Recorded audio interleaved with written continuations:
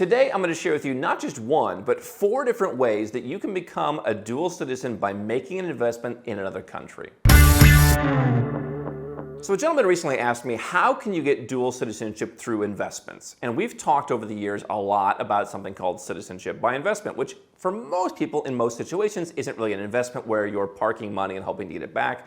In most cases, citizenship by investment, with the exception of Turkey and a few other cases, is going to be an actual donation. You're sending money out, and the investment is basically in yourself. You're getting a backup plan. You're getting dual citizenship, which means that no one government controls you. And so today, I'm going to talk about that, but I'm also going to talk about 3 other ways that by making investments in countries, you can become a dual citizen, or I would even suggest you should be looking at having more than 2 passports, making sure that you are totally protected. Now, if it's your first time here, my name is Andrew Henderson. I'm the founder of Nomad Capitalist. We're a boutique consulting firm that helps 7- and 8-figure entrepreneurs and investors legally go where you're treated best. That means reducing your taxes, diversifying, protecting your assets, and in these crazy times, making sure that you and your business are free with things like multiple citizenship. And we also host a conference open to everybody. It's called Nomad Capitalist Live. So how can you get dual citizenship through investments? Let me put a question back to you if we're talking about more than just kind of the standardized Caribbean citizenship by investment process, which I will touch on among other things. Do you want to live in the country, or are you willing to live in the country or not? That is going to determine what kind of investments you can make and the number of passports you can get. And so we create holistic plans here at Nomad Capitalist. We create and then execute them. And so what does that mean? We look at your entire lifestyle needs, your entire tax needs, your family, the human element, everything gets thrown into the equation.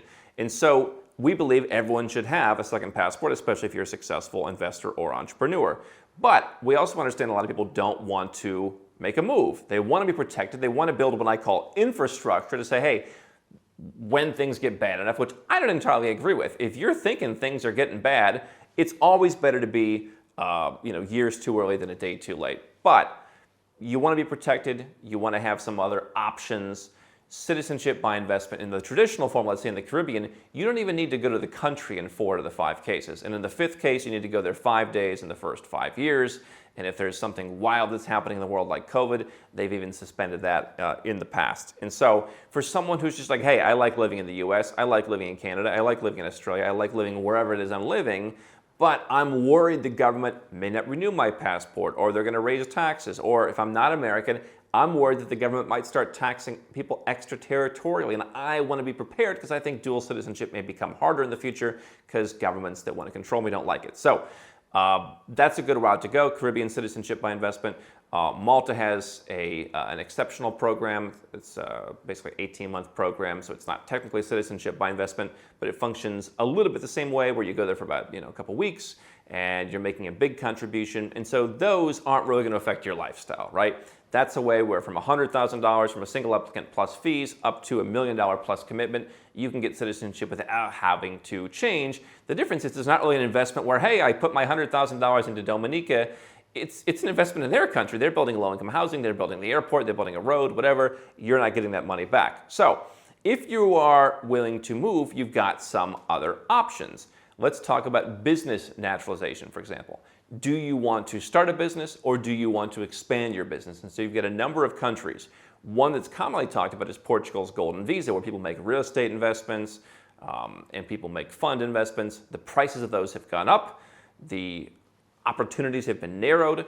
And so one thing that people often don't look at is, let's say you wanted to export some of the services that you're providing and have that work done in Portugal. You can hire 10 people and you can keep those 10 people employed.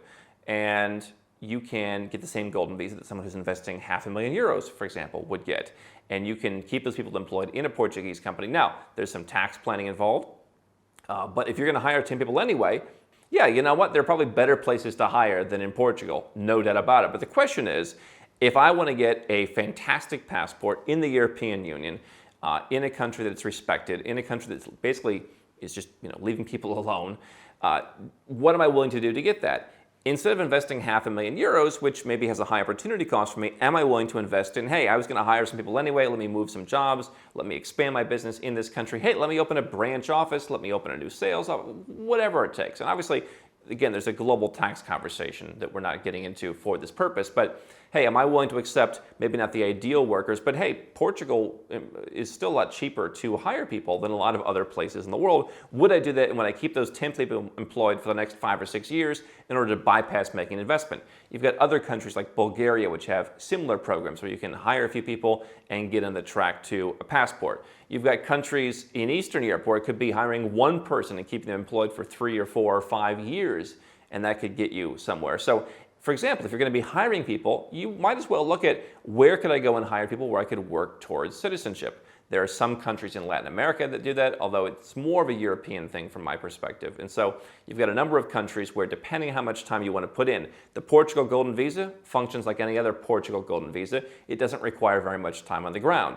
Bulgaria is somewhat flexible, whereas a country like in Ireland, for example, if you wanted to go and get critical skills, basically by going and creating employment, or other countries in that part of Europe are going to require substantial time on the ground. And so you get to pick, hey, I would rather hire people in Ireland. It's going to be a lot more expensive than in Portugal, but hey, I'd still rather do it. But I don't really want to spend all the time there to work towards that citizenship. It's a pretty substantial commitment over the course of, let's say, the next 5 years, whereas Portugal is almost nothing of a commitment. It's a vacation, right? And so, all right, I'll take the cheaper workforce in Portugal, I'll deal with it, and I'll have someone in the company run it, and that'll help me work towards citizenship. So if you're willing to spend some amount of time, anywhere from 7 days up to a vast majority of your time, then employing people could be good. Could you buy a business? That could work. Countries like Belgium, for example, obviously not exactly a tax haven, but one of the world's most respected and best passports for travel. And so if you were to have a Belgium-focused business and you were to be part of that, that could be a path for you to work towards Belgian citizenship. The question is, are you willing to move? And so a country like Portugal is going to be more flexible on your global tax planning because you're not there very often, right?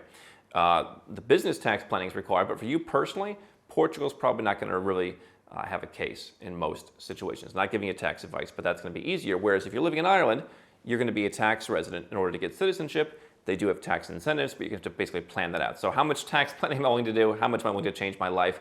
If I can buy a business, move part of my business, hire employees, that's the way to get citizenship, by making an investment. Obviously, those employees should return some kind of ROI, or the business should return some kind of profit, and that way you're coming out ahead with, in most cases there, a European citizenship.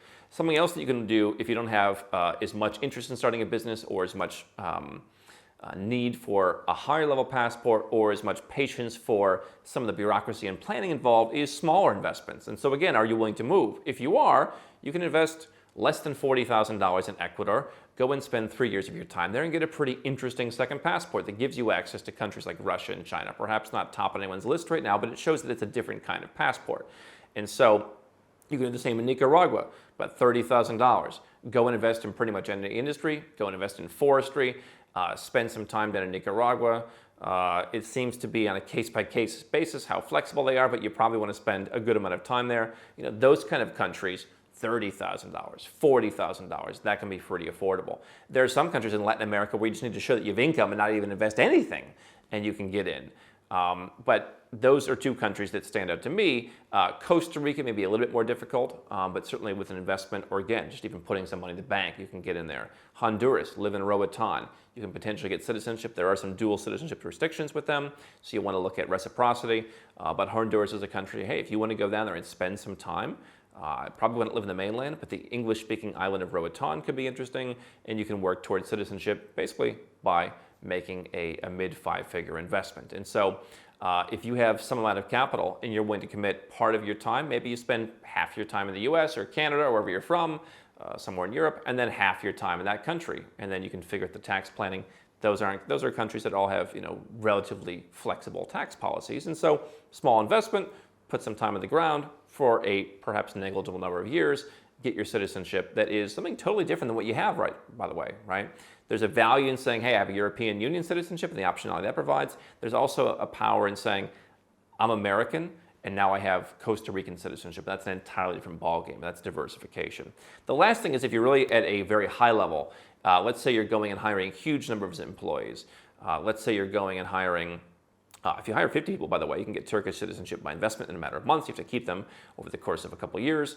But let's say you're going and opening up 50 or 100 employees. There will be countries that will be very interested in talking to you, especially if it's a sector that they're interested in. So parts of more Eastern European Union countries have a great interest in green energy, solar power, wind power.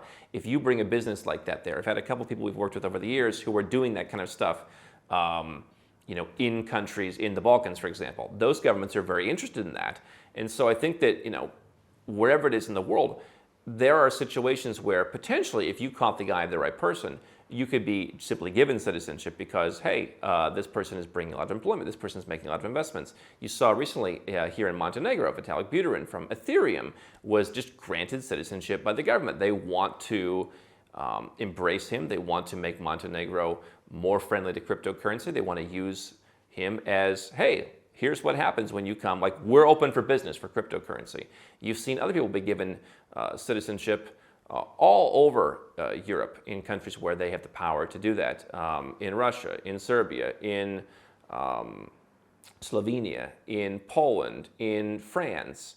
Other countries, I'm sure, have done it as well. Not every country has the power to do that, but if you're doing a big investments, then that's definitely something that at a very high level, probably 7 figures and above, you could look at. How do I get the attention in a smaller country where obviously, where I'm from in the US, it's a lot harder to get the attention of the president or the secretary of the treasury. It's perhaps a lot easier in a country that really is open for business and wants to bring investors and wants to show people, hey, we're open for business. So there you've got 4 ways where you can get citizenship by making an investment. Only one of them, the traditional citizenship by investment, requires a donation. Here at Nomad Capitalist, we deal with all the different ways to get citizenship, including other ways that don't require an investment at all, such as by descent, through your family tree, by marriage, all that kind of stuff. So the most important thing is you do it legally. You want to make sure that you're using approved programs that actually have a basis in law. There's obviously a lot of programs online that you just see if you're Googling around. I even had a guy who lost $50,000 not so long ago by just sending money to some weird outfit that promises there's some program where there is none. But if you follow the rules, you've got lots of different ways to work towards citizenship. The question is, how important is taxes? How important is lifestyle? Are you willing to move? Ask yourself those questions and you can start to figure out the best citizenship options for yourself.